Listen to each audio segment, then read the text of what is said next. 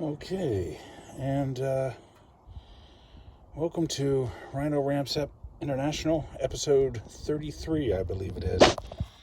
This guy's been hard starting and not wanting to go full tilt on the highway, so suspect it's the fuel filter. Took a look at this one. It's a little peaky.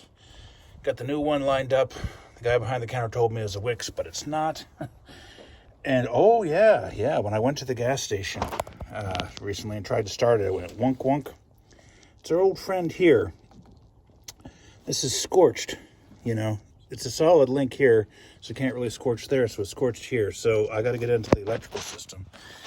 Now, if we go to this box here, we get all these extra things to the oh boy, starter solenoid. Anyway, this thing, and none of them has any business being here. So I'm gonna try disconnecting all of them, see what I lose, and see if that solves our electrical problem. Okay, last one I took out was the most difficult. This one was the easiest. I'm going to take a look and see how bad this thing actually was.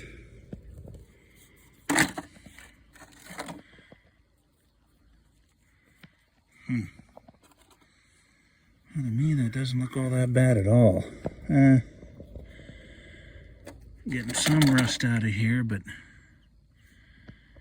yeah, that's a little distressing. That one doesn't seem all that bad at all. Okay, well, let's get the new one in. Okay, got the new filter in. Deconnected these three and taped them off so they couldn't make ground, and then taped them in place. And I lost dome lights, door buzzer, and ignition. So whether or not they're causing the problem, yeah, kind of necessary. Oh yeah, next used a battery terminal puller. Couldn't get this thing off because it was like welded in place.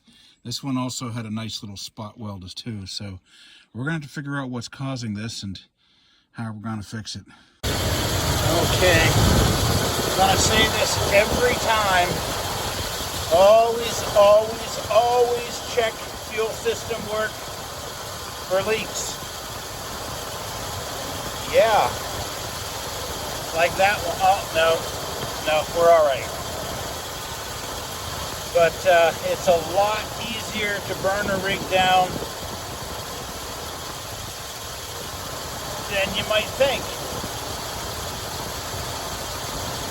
And as well, mundane stuff has attested. Yes, I've started several fires, but I have yet to burn a rig down, for the record. Okay. Looks like we're back in business. Gotta get to Rochester.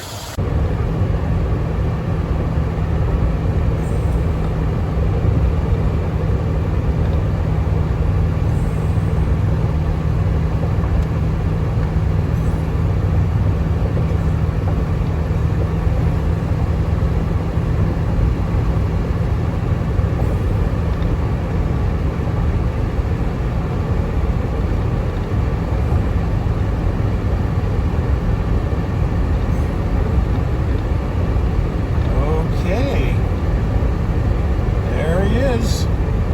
87,000 miles, or 187, or 287, or even 387. We honestly don't know. And time for an oil change. Okay, guys, I'm here with my jacket that I bought up in Alaska. Oh, core blimey, I think that was over 15 years ago. And it's become like, I paid 50 cents for it, I think. And it's been one of the best investments I've ever made. It's my car working on jacket. And you might notice here that it has a few problems. And so I bought some thread, no less than 300 yards of it, to fix it up. And yeah, I kind of have to, because tomorrow I have to change the oil and going to be outside, and it's expected to be something like 7. I don't want to exaggerate, 14 below. And so anyway, we give all kinds of practical car advice here on Rhino Ramps International. And if one is sewing up a long seam, things can get out of kilter. It's like this one will be bunched up too quickly and too slowly. So, you know, I can't sew on a car channel. I'd feel that, you know, I'd have to have my testosterone checked. I might be a quart low, but, so anyway, to keep that from happening, think of these reinforcements here as tack welds, you know, before you come through with the main bead. So that'll keep the seams from getting bunched up and out of kilter when you try and sew them together. Oh, and speaking of clothing, I discovered, you know, totally without planning it, that these not Rhino ramps make a great place to hang drying clothes. Yeah, I ran out of quarters. I forgot to go to the bank and get some more. Yeah, missed an opportunity to flirt with the tellers. I seem to always flirt with bank tellers. Might be because I used to be married to one.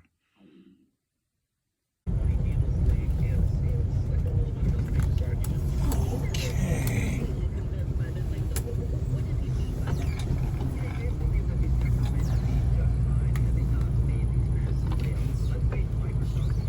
Good.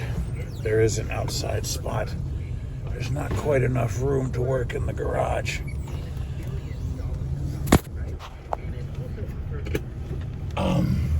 Yeah. Got to change the oil today. And it warmed up to about 6 below.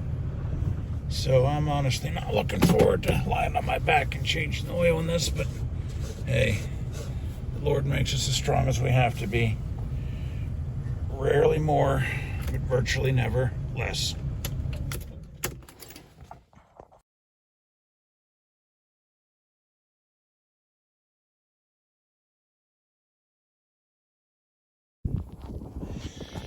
Okay, a couple things here.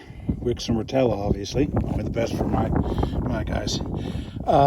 Yeah, when you take this old filter off, make sure you get this rubber ring off.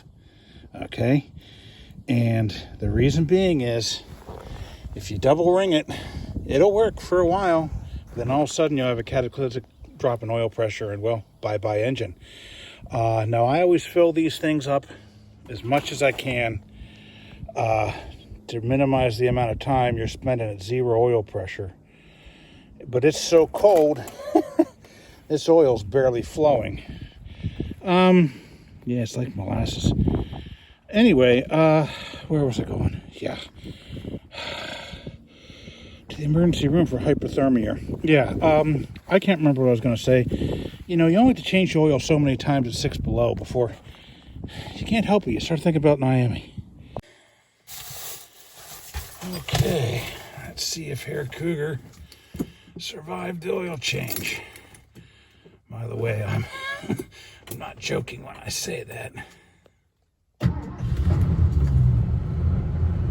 Ooh, knock, knock. Who's there? Okay. Oil lights off. Looks like we made it. I couldn't find the Marvel Mystery Oil. I gotta stop at Wally World anyway. Okay, guys. Here's our test drive. Cruising along 14 toward Rochester. Boy, what was I gonna say? Yeah, I remember hearing on the radio 20 or 30 years ago some mouthpiece saying, you change oil to clean the car up, does it run better? Of course not. Well, guess what? Yes, it does. Particularly if it's got, you know, old and possibly a little bit dirty hydraulic lifters. Remember hydraulic lifters? Anyway, yeah, I got the Rotella basically semi-oil in there. And then I got to Wally World and I added some Marvel Mystery Oil. And it seems to be doing even better. Health of Hair Cougar. Hair Cougar is failing to start at the bank, you know, or just here at Wally World. I get out, I clean the post, I clean the terminal, rotate it a bit, tighten it back up, fires right up. Might try some dielectric grease. Long-term plans here, got to get the right carburetor on, try and replace the throttle body. It's got the wrong carburetor on it, and the throttle body disappeared. You guessed it, it's that garage up in Fairbanks. And got to get some rear springs on it. Okay, guys, guess that's it for this one. Sorry this one was so hectic and disorganized. Life's like that sometimes. Keep drain ditches, everyone.